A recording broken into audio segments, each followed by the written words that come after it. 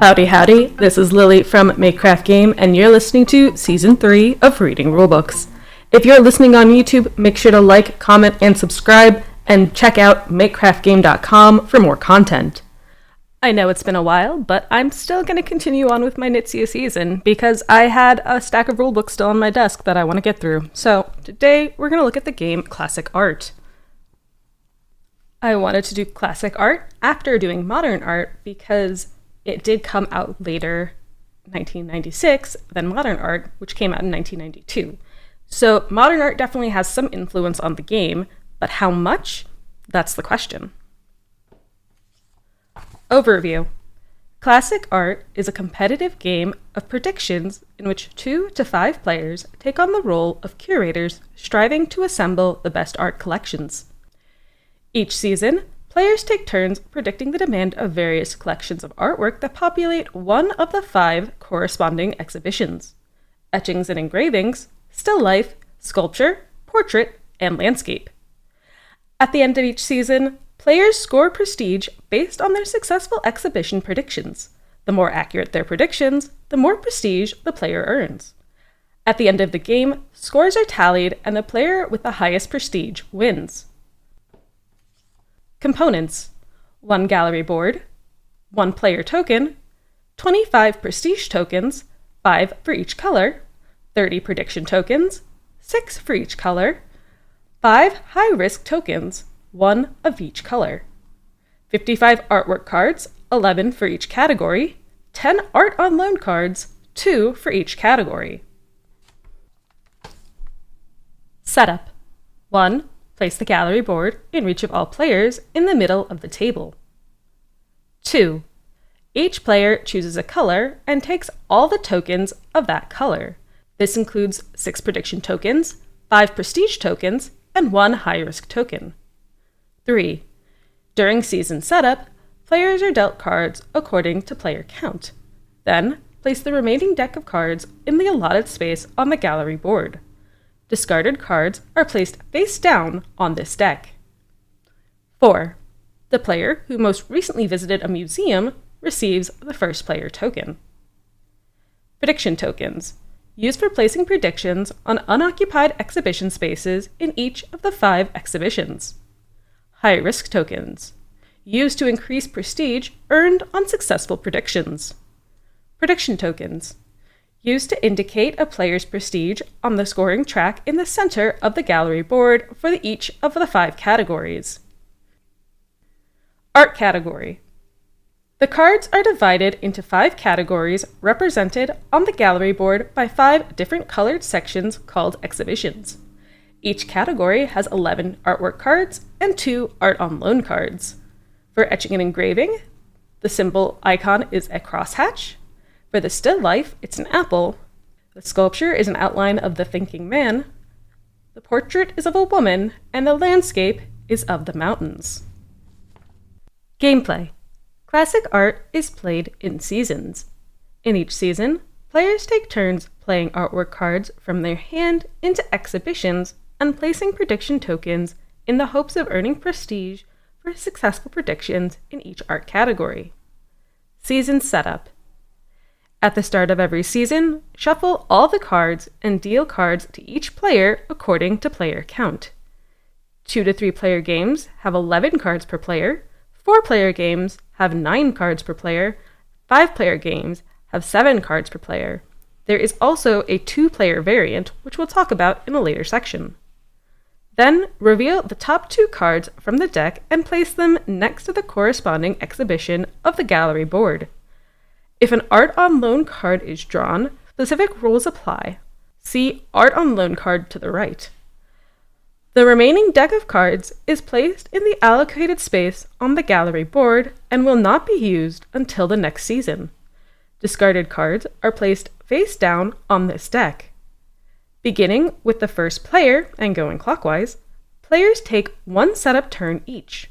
A player may place 1 of their prediction tokens, or double down by placing 2 of their prediction tokens in a single unoccupied exhibition space.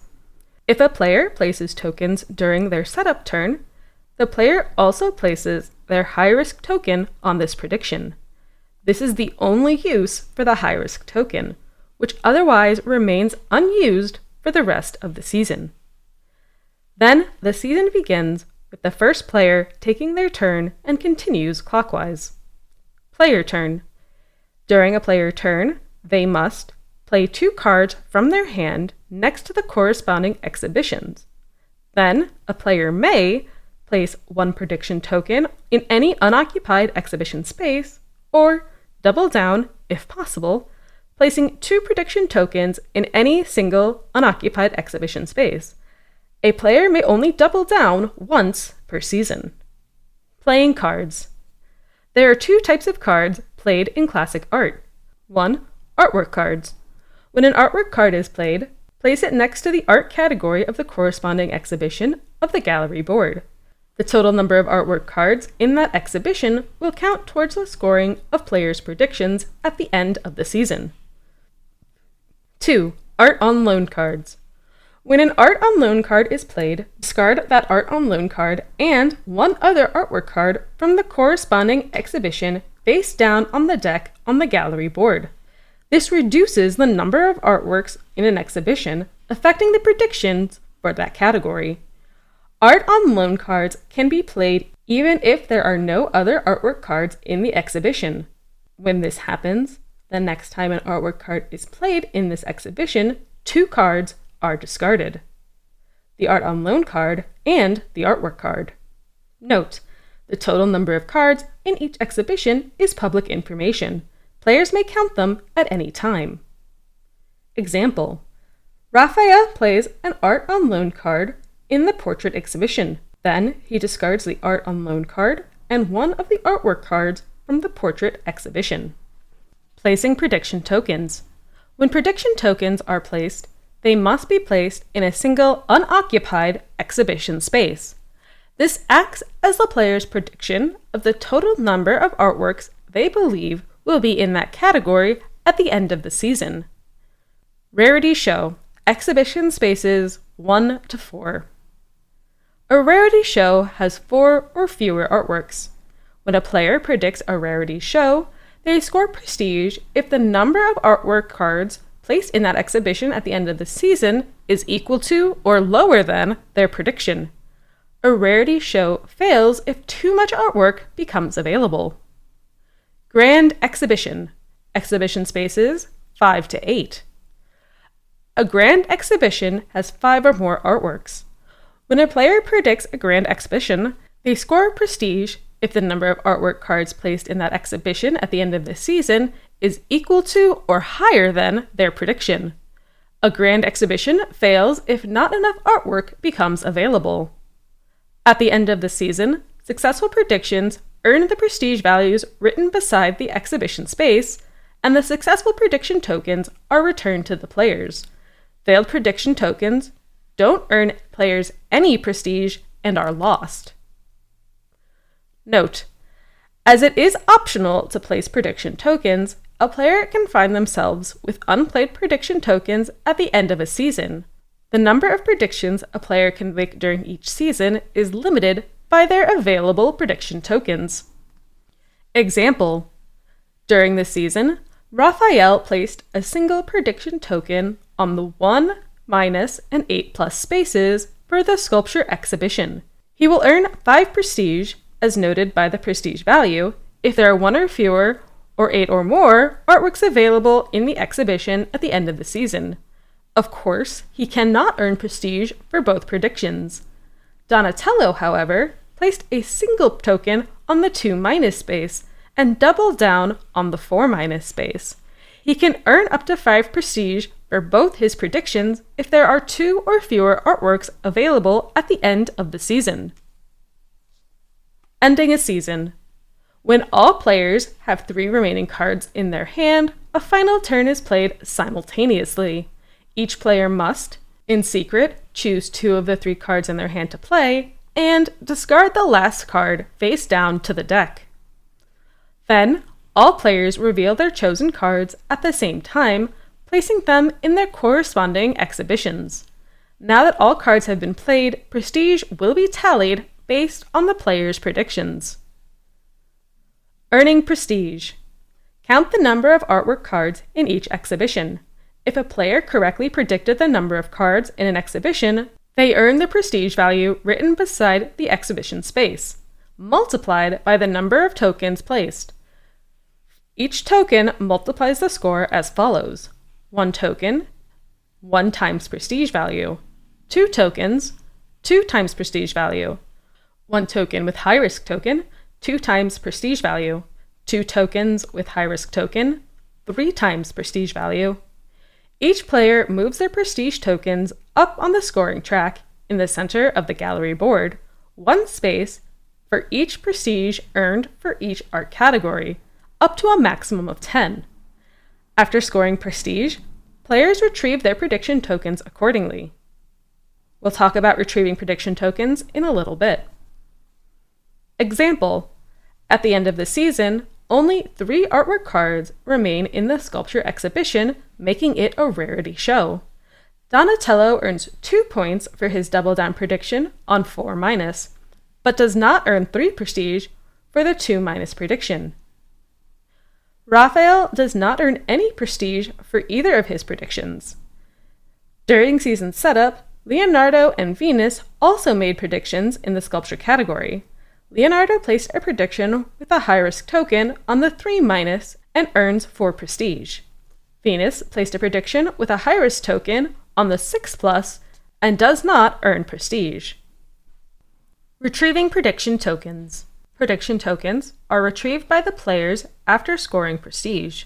If a player loses prediction tokens, they have fewer tokens available for the next season.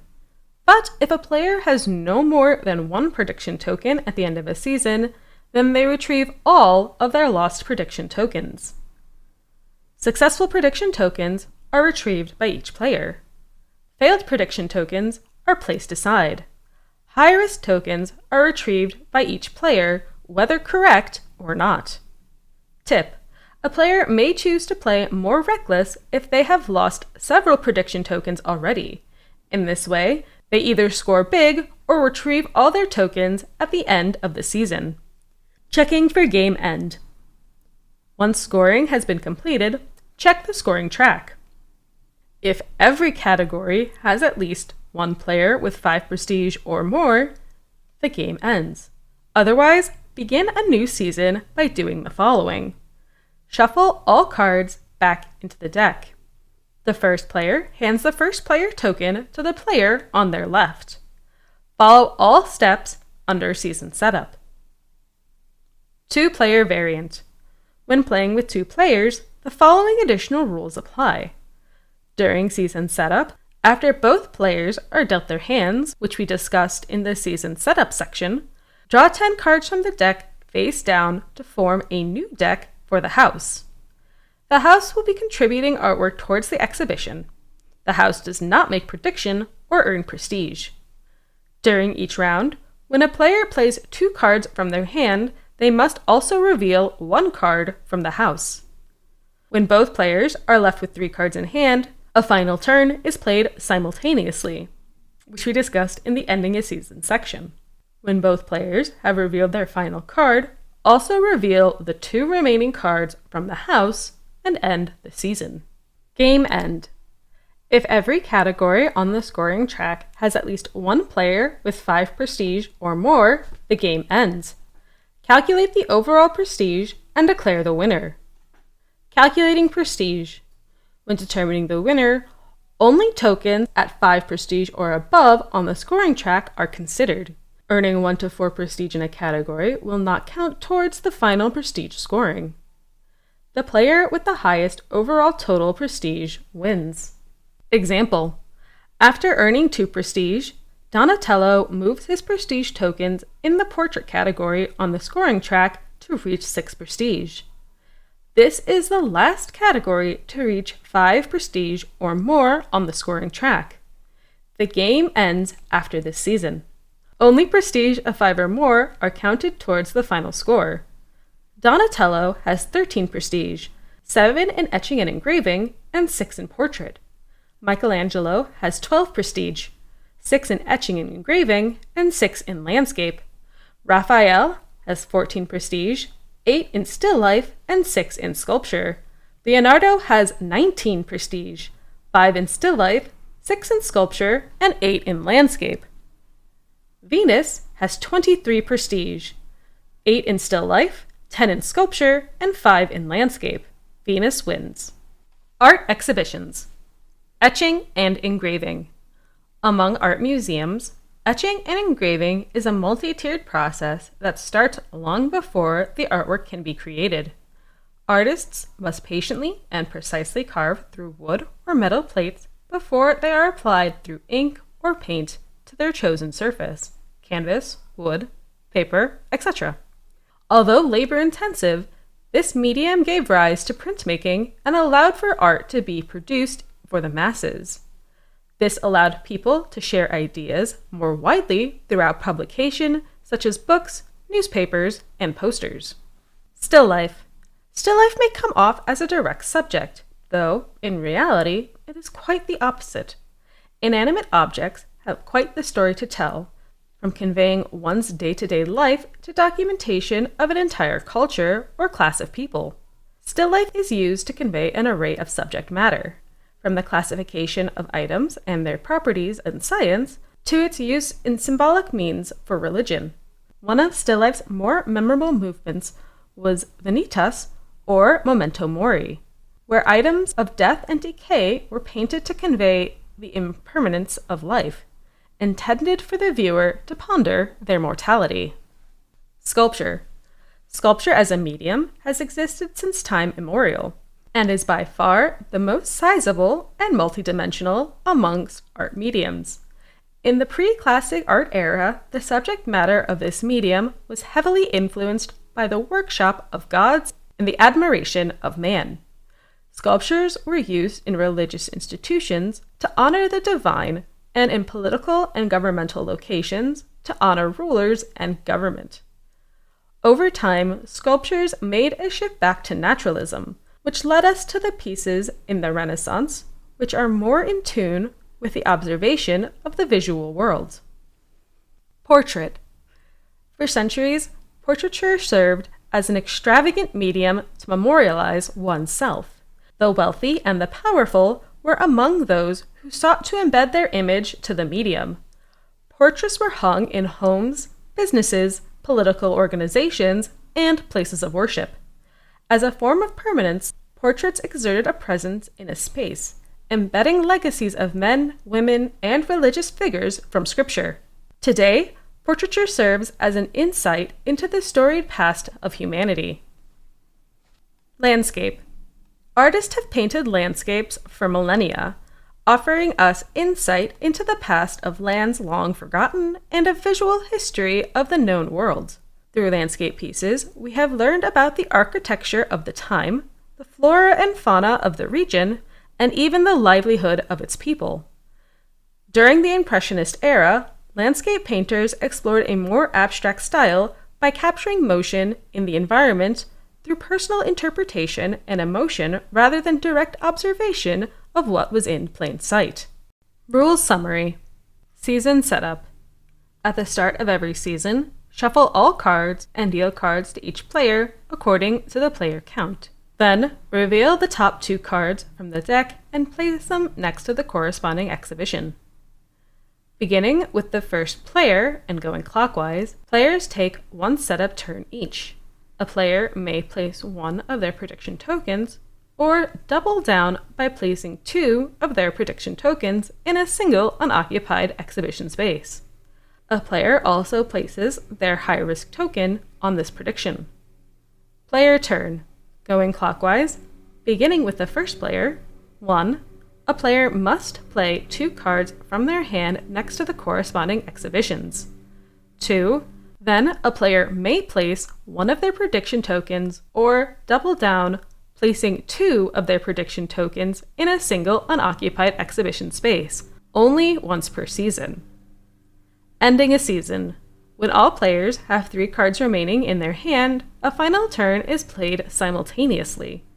Each player must, in secret, choose 2 of 3 cards in their hand and discard the last card face down on the deck. Then, all players reveal their chosen cards together and place them in the corresponding exhibition. Earning prestige. After all cards have been played, the season ends and prestige is scored for each successful prediction. Players move their prestige tokens up on the scoring track in each art category and proceed to retrieve their tokens. Retrieving prediction tokens. Prediction tokens are retrieved by players after scoring prestige. If a player has no more than one prediction token at the end of a season, then they retrieve all their lost prediction tokens. Successful prediction tokens are retrieved. Failed prediction tokens are placed aside. High-risk tokens are retrieved, whether correct or not. Checking for game end. Once scoring is complete, check the scoring track. If every category on the scoring track has at least one player with 5 prestige or more, the game ends. Otherwise, begin a new season by doing the following. Shuffle all cards back into the deck. The first player passes the first player token to the player on their left. Follow all steps under Season Setup. Game end. Players total up their prestige on the scoring track. Scoring 1 to 4 prestige in a category will not count towards the final prestige tally. The player with the highest overall prestige wins. And that is the rulebook for classic art. Now, this game did differ from modern art more than I anticipated. I had kind of assumed it would be fairly similar, maybe just a different art style. But there is some different gameplay here that I wasn't expecting. In modern art, you're buying for the artworks themselves, whereas in classic art, it's more of a collective. Modern art, the collective does determine the value, but here in classic art, it's only looking at the collective. There isn't really a personal collection. There's no set collecting part of this. There's no trying to get things. The only real player interaction that I can see from this rulebook is the prediction tokens blocking spaces for other players. This seems like it would give the first player a pretty big advantage, being able to have free reign of the board. But they also are limited by the information of knowledge of what's in their hand.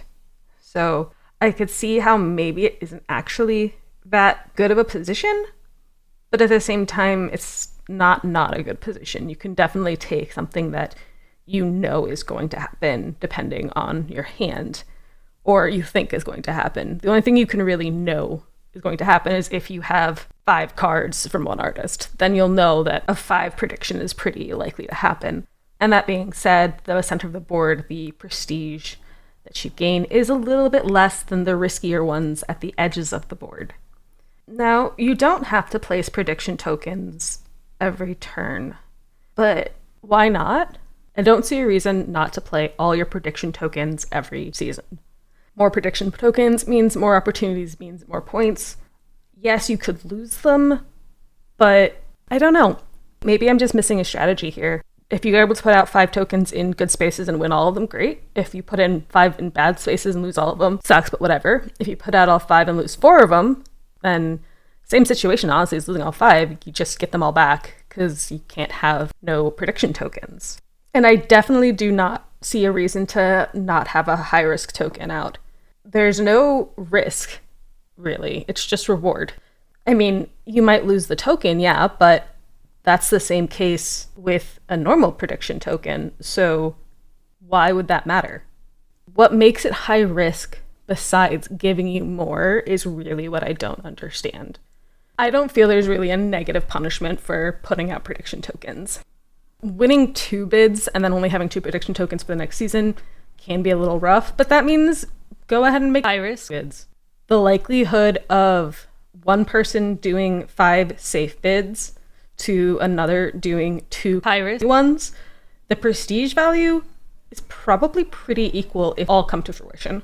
Using less prediction tokens to get more points just seems like what you want to do, and if it's a risky and bad decision, then oh well, you get all your tokens back and now you have 5, and you can go back to doing safe or risky or somewhere in between. I'm definitely surprised how little player interaction there is. Yes, you know things that your opponents don't know, and you can place things out, but there's not really much decision making. The best decision you have is withholding one card from your hand. Everything else is going to get played. So what you're trying to do is goad your opponents into doing predictions you know are going to be bad? I'm not exactly sure. There's not really a way to influence other players. So you're just kind of going off your own knowledge and seeing how the die lands. This game feels kind of weird because it just feels more like an exercise than anything. The prediction tokens are interesting, and having to kind of figure out what you think will happen versus what you know will happen could be a fun challenge, but I don't necessarily see why it needs to be in a board game form and why you're doing it with other players. I don't see the benefit of doing this at a table versus doing it against like a computer by yourself, but maybe I will understand it better if I played the game. Just reading the rulebook though, there doesn't feel like there's a lot here. I was kind of expecting a little more, especially after seeing all of the auction types of modern art, and having it called classic art does naturally draw that comparison, for me at least. Modern art feels like you're making decisions. Yes, you're still playing all your cards, and the types of auctions are fixed, but at least you're the one deciding how much to bid. With this one, you play cards, and then you can put down a prediction token if you want. Which also feels kind of strange that that's not a decided factor. Now, depending on the number of players, there's going to be a different number of rounds. At 2 to 3 players, you're going to play 10 out of your 11 cards, which means you'll have 5 rounds. 4 players, it's 8 cards, so 4 rounds. And then 5 players, it's 6 cards, so 3 rounds. I already took off the 1 card that's going to get discarded at the end. So there is really no reason not to put down a prediction token every round. There's just not enough time to hedge your bets. You can only do the 2 prediction tokens down on 1 space once per season. So that leaves you with 3 tokens remaining. I'm assuming one of them got put down with your high risk token because it's not a high risk, it's just a high reward. And the longer you wait, it's really interesting because for the lower art predictions, bidding early is definitely risky because you don't know what's going to happen. But for the later, like the higher numbers, it's actually quite safe because you're seeing things, you know things, you have more information, which is why I find it interesting that the 8 bid is equivalent to the 1. I mean, with the art on loan cards, there's definitely some trickery that can happen, but it's more than likely you're not going to bid on that 8 spot until later in the round anyway. And at that point, there's going to be enough knowledge. So it's really just whoever has that first opportunity to do it once enough things are known. Overall, this game does seem like it really benefits from positioning. And that doesn't necessarily mean first position versus last position or whatever. It just means that sometimes information comes out on, say, turns after mine, and I will never have a chance to act on that information because it's gone. Those opportunities are gone by the time it comes back to me. So I definitely feel that there's a odd dynamic in that regard. But this is a Reiner Knizia game with no hidden trackable information. I feel like since I pointed that out for every other episode, I should point it out for this one as well. And that is definitely bonus. I will say, going off of aesthetics, classic art style is very classic. I really enjoy a lot of the pieces that are depicted on the cards. I find them quite beautiful, especially some of the still lifes and landscapes. That's just the type of art I'm into, so can't say I'm surprised by that. One thing I did not touch on, and I want to touch on before ending this episode, is the art on loan cards. I originally thought this was going to be art that you were gaining from an outside source, but because the normal cards add, it doesn't make sense for the art on loan cards to add as well. So having them subtract is really interesting. But I don't understand why it matters which piece they subtract. Just take one out of the pile. The most interesting thing that I think can be done in the whole game is putting an art on loan card in an exhibition with no art in it. This could really obfuscate the board and the information that people are knowing because it might make someone more hesitant to play cards into that exhibition. That being said, again, there's only one card in your hand you're not going to play, so it's not really going to hold people off for too long. But it's the only real, mind game I can figure out with this whole thing.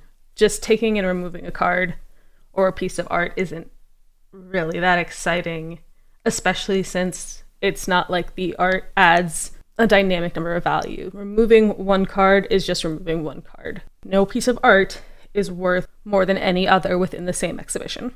Thank you so much for listening. If you like what you hear, make sure to check out MCG on other social media platforms, or go to makecraftgame.com for more content. And I hope you enjoy playing the game.